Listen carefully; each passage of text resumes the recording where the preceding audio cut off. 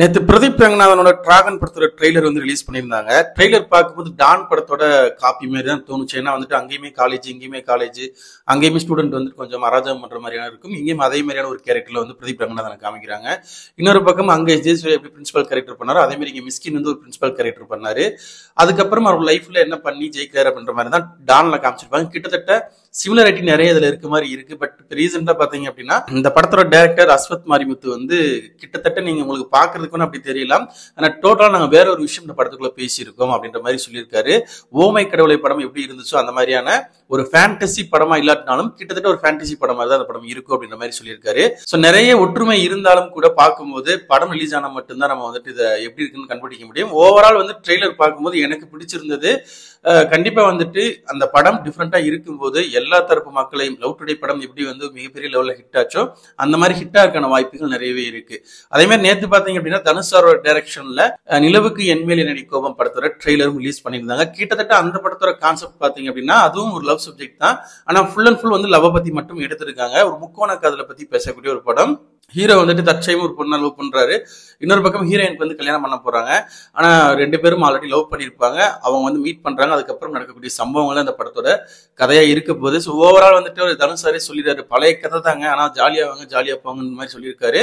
So நிறைய புதுமுகங்களை வச்சு எடுத்திருக்காங்க. இது முழுக்க முழுக்க பாத்தீங்க அப்படின்னா 2K கிட்ஸ்க்கான படமா தான் இருக்கும்னு நினைக்கிறேன். ஸோ படம் வந்தாதான் நமக்கு தெரியும் எல்லோருக்குமான படமா இருக்க போதா 2K கிட்ஸ்க்கான படமா இருக்க போதான்னு சொல்லிட்டு. ரெண்டு ட்ரெய்லர் எது பெஸ்டா இருக்குன்னு கேட்டேன். ரெண்டுமே நல்லா இருக்கு. பட் எல்லா தரப்பு மக்களையுமே கவரணும் அப்படி ஒரு படமா டிராகன் இருக்கும்னு நினைக்கிறேன். வெயிட் பண்ணி பார்க்கலாம். தளபதி விஜய்க்கு வந்து பாத்தீங்க அப்படின்னா இந்த வருஷம் படம் கிடையாது. போன வருஷம் பாத்தீங்க அப்படின்னா கில்லி படத்தை வந்து ரீரிலீஸ் பண்ணியிருந்தாங்க. ஸோ அந்த மாதிரி இந்த வருஷம் பாத்தீங்க அப்படின்னா சச்சின் படத்தை ரீரிலீஸ் பண்ண போறாங்களா. இந்த படம் பாத்தீங்கன்னா சந்திரமுகி படம் ரிலீஸ் ஆனப்ப அது கூட ரிலீஸ் ஆயிருந்தது. படம் அந்த டைம்ல நல்லா இருந்தாலும் கூட பெரிய லெவல்ல வந்துட்டு போகல. அதுக்கு ரீசன் வந்து சந்திரமுகி படம் மிகப்பெரிய லெவல்ல ஹிட் ஆயிடுச்சு. இந்த படம் நல்லா இருந்தாலும் காமெடி நல்லா இருந்தாலும் பெரிய லெவலுக்கு போகல. பட் இருந்தாலும் இப்ப ரீரிலீஸ் பண்றாங்க. கண்டிப்பா ஒரு சூப்பரான படம். போன வருஷம் கில்லி படம் ரீரிலீஸ் பண்ணி மிகப்பெரிய ஒரு வசூல் கொடுத்திருந்தது. இந்த வட்டம் சச்சின் படம் என்ன பண்ணுது அப்படின்றத வெயிட் பண்ணி பார்க்கலாம். விடாமுயற்சி படம் 5 நாள் எவ்வளவு வசூலா இருக்குன்னு பார்த்துடலாம். இந்த படம் உலக பாத்தீங்க அப்படின்னா கிட்டத்தட்ட 150 இருந்து 155 கோடி வரைக்கும் வசூலா இருக்குன்னு சொல்லியிருக்காங்க. எக்ஸாக்ட் நம்பர் தெரியல அப்படின்னாலும் இந்த நம்பருக்குள்ளதான் இருக்கும் அப்படின்ற மாதிரி சொல்லியிருக்காங்க. தமிழ்நாட்டுல மட்டும் பாத்தீங்கன்னா இப்ப வரைக்கும் 80 கோடி வரைக்கும் வசூல் பண்ணிருக்கு. ஓவரால் இந்தியா முழுக்க 100 இருந்து 110 கோடி வரைக்கும் வசூல் வந்திருக்குன்னு சொல்லியிருக்காங்க. சோ இது வந்து அப்ராக்சிமேட்லி நம்ம சொல்லக்கூடிய ஒரு தகவல் தான். எக்ஸாக்ட் நம்பர் அப்படின்றது கொஞ்சம் நாட்கள் கழிச்சு தான் தெரியும். இப்ப வரைக்கும் 5 நாட்கள்ல வேல்வேட் பாத்தீங்க அப்படின்னா 150 கோடிக்கு மேல வசூல் பண்ணிருக்கு.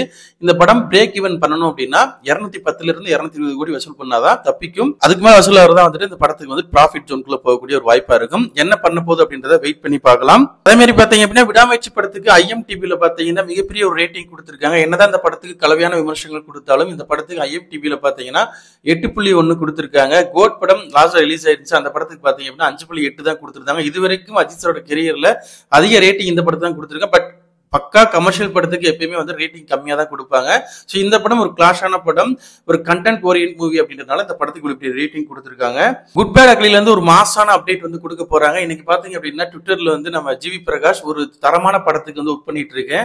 சோ இந்த படம் வேற லெவல்ல வரப்போகுது அப்படின்ற மாதிரி ட்விட்டர் வந்து கொடுத்திருக்காரு. மேக்ஸிமம் பாத்தீங்க அப்படின்னா டீசருக்கான பேக்ரவுண்ட் ஸ்கோர்ல இருப்பாரு. அப்படி இல்ல அப்படின்னா ஃபர்ஸ்ட் சிங்கிள்கான வேலையில இருப்பாரு. ஏன்னா ஃபர்ஸ்ட் சிங்கிள் அப்படின்றது தீனா படத்துல வரக்கூடிய பத்திக்கிச்சு பத்திக்காதோட சாங்கோட ரீமேக்கா இருக்கிற வாய்ப்புகள் அதிகம் இருக்கு அப்படின்ற மாதிரி சொல்லியிருக்காங்க. சோ வெயிட் பண்ணி பார்க்கலாம் எந்த மாதிரி வரப்போகுது. ஃபர்ஸ்ட் சிங்கிளா அது தீனா படத்துல வரக்கூடிய அந்த ஓப்பனிங் சாங்க ரீமேக் பண்ணி ரிலீஸ் பண்றாங்களா, அப்படி இல்லைன்னா டீசர் ரிலீஸ் பண்றாங்களா, எப்ப என்னன்றதை வெயிட் பண்ணி பார்க்கலாம். நம்ம ஜீவாவோட ஆக்டிங்ல விஜய் டைரக்ஷன்ல அகத்தியான்னு சொல்லிட்டு ஒரு படம் இருக்கு. அந்த படத்தோட ட்ரெய்லர் ரிலீஸ் பண்ணிருக்காங்க.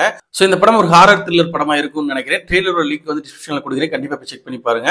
நம்ம சேனல்ல போற வீடியோஸ் பிடிச்சிருந்தா லைக் பண்ணுங்க, கமெண்ட் பண்ணுங்க, ஷேர் பண்ணுங்க. அப்படி நம்ம சேனலை கொஞ்சம் சப்ஸ்கிரைப் பண்ணி சப்போர்ட் பண்ணுங்க. அப்புறம் அடுத்தடுத்த வீடியோஸ் போறதுக்கு மோட்டிவேஷனா இருக்கும். Thank you friends.